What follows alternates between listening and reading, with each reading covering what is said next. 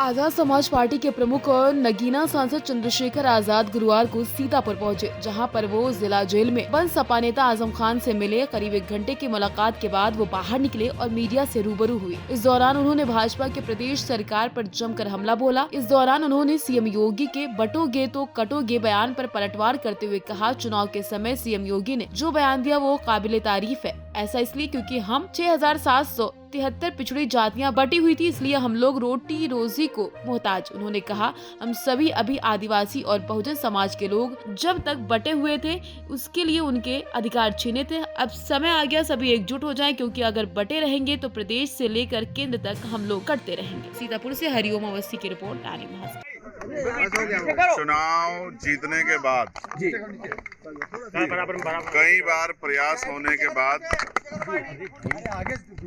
मुलाकात करने आना चाहता था।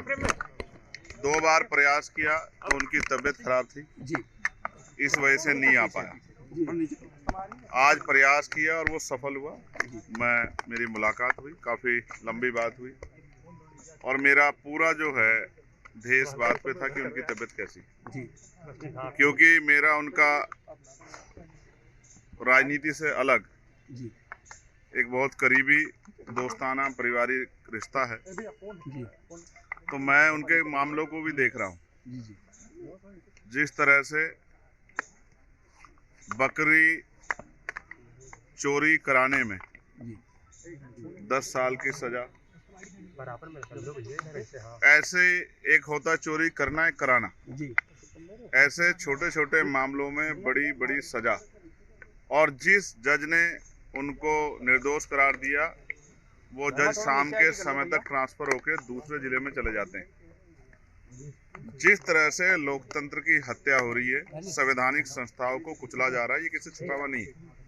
मैं उनसे मिला हूँ, वो फांसी घर में है, जहाँ पहले फांसी दी जाती थी ना आज़ादी से पहले, उसी फांसी घर में हूँ। मैं उनसे मिला और मेरा ये विश्वास है कि ये परेशानी के बादल जल्द छट जाएंगे। क्या माना जाए 2027 को लेके चंद्रशेखर जो भीम आर्मी के चीफ है, कहीं न कहीं नई सियासत गढ़ रहे हैं? राजनीतिक नफा नुकसान की परवाह होती तो मैं चुनाव से पहले उनके पास आता, क्योंकि अगर वो एक बार थोड़ा सा इशारा कर देते तो बहुत बड़ा परिवर्तन उत्तर प्रदेश की राजनीति में उपचुनाव में हो जाता। लेकिन मैं इसलिए चुनाव के बाद आया हूँ कि ये मेरा जो रिलेशन है, रिश्ता है, ये राजनीतिक ना होके वो जो मजबूत रिश्ता है, वैचारिक, व्यवहारिक, पारिवारिक। क्योंकि मेरे आज भी याद है जब मेरे ऊपर गोली चली तो वो बीमार होते हुए पूरे परिवार सहित आए और कई घंटे मेरे पास रुके, मेरे दुख तकलीफ को अपनी दुख तकलीफ मान के और मेरा साथ दिया उस समय। और समय समय पे अपनी पार्टी में भी अपने नेताओं से भी उन्होंने मेरे लिए लड़ाई लड़ी। तो एक अच्छा साथी होने के नाते मैं अपनी जिम्मेदारी अदा करने और उनके हाल जानने, जो कि बहुत खराब है तबीयत के तौर पे भी, किस तरीके का और जेल, आप समझो जेल कोई अच्छी जगह तो नहीं होती। इस समय क्या आजम की तबीयत खराब है? क्या बताया? वो बीमार हैं, उनकी आंखों में इन्फेक्शन हुए हैं। मैंने उनकी हालात देखी, मुझे बड़ी तकलीफ हुई, भावुकता भी थी मेरे अंदर। मैं सरकार से ये अपील करूंगा कि राजनीति में वैचारिक विरोध हो सकता है, लेकिन जिस तरह से पिछले कुछ लंबे समय से ये देखा गया है कि अपने राजनीतिक विरोधियों को सरकारी मशीनरी का दुरुपयोग करके सत्ता ने हटाने काम किया, ये अच्छा नहीं।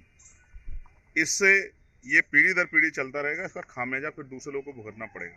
अगर आप कुछ अन्याय करोगे तो कल आने वाले समय में ताकत आने पे दूसरा व्यक्ति भी अन्याय करेगा।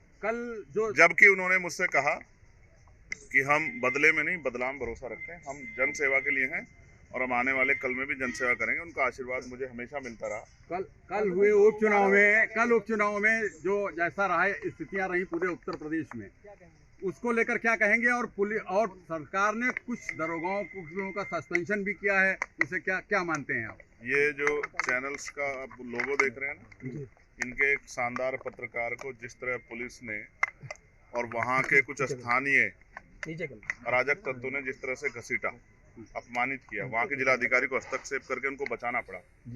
जिस तनाव में और जिस तरह की हिंसा में कल का चुनाव हुआ, शायद ही कभी इस तरह का चुनाव पहले हुआ। क्या आप 2017 किसी अधिकारी से बात करो, किसी कर्मचारी से बात करो, किसी मीडिया के बंधु से बात करो, सब लोग कह रहे हैं कि हमने अपने जीवन में इस तरह का हालात कभी नहीं देखे।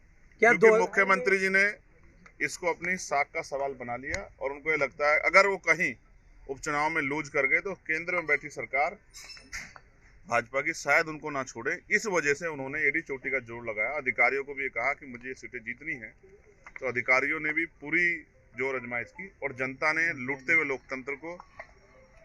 लोकतंत्र की लुटती अस्मिता को वो तो कहते हैं मैंने कार्रवाई भी करी, पुलिस वालों को सस्पेंड किया। अच्छा, वो पुलिस वाले किसका काम कर रहे थे आप मुझे बताओ? अगर कोई गलत नहीं हो रहा तो सस्पेंड क्यों किए? ये तो वो है, मतलब आपकी चोरी पकड़ी गई तो आपने सस्पेंड किया, लेकिन जहां चोरी नहीं पकड़ी गई वहां तो हुआ है। कुछ पुलिस आप पहले समझो, डरा धमका रहे थे। अब आप समझो ना, अब ये चाइना का बॉर्डर नहीं है कि रिवॉल्वर निकाल के इंस्पेक्टर साहब को जनता को डराना पड़े। सर पहले हरदोई जेल में